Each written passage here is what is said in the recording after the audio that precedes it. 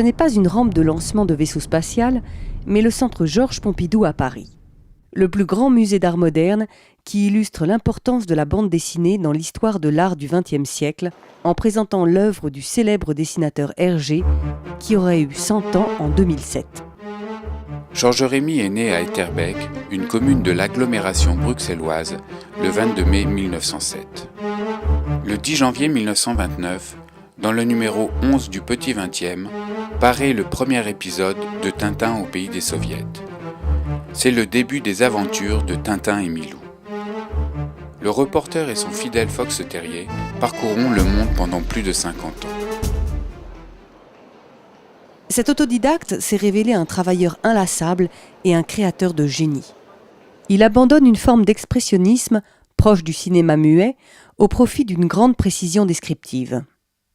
Hergé se documente, se rapproche de la réalité.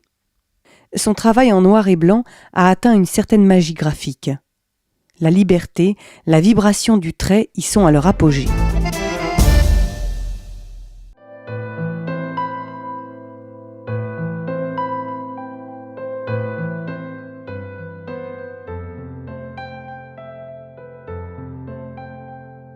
L'exposition contient plus de 900 dessins crayonnés, planches, illustrations, coloriages, montrant la diversité, l'efficacité et la beauté de son travail.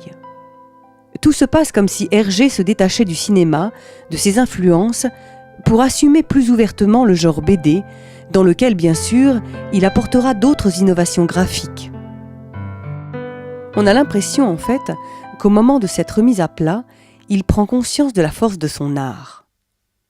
Il le rationalise, le formalise, le lisse, pour aboutir à ce qu'on appellera ensuite la ligne claire. Sa maturité narrative s'est déployée à partir du Lotus bleu.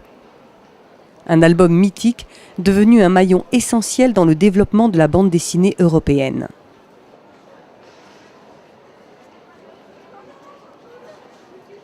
Un art incomparable du mouvement. Une planche, c'est un flux continu.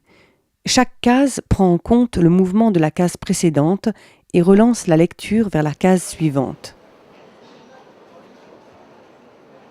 On perçoit cela aussi bien dans la trajectoire d'un couteau lancé par un méchant vers Tintin que dans les contorsions burlesques d'un personnage qui chute.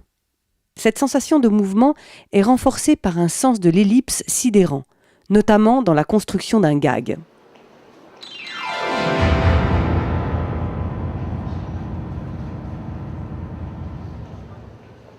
Le monde des visages est soumis à Hergé.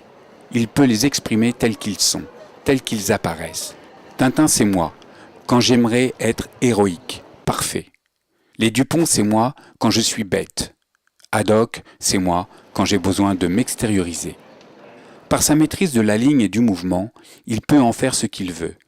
Mais le visage de cet homme, dans le miroir qui s'appelle Georges Rémy, qui est-il ?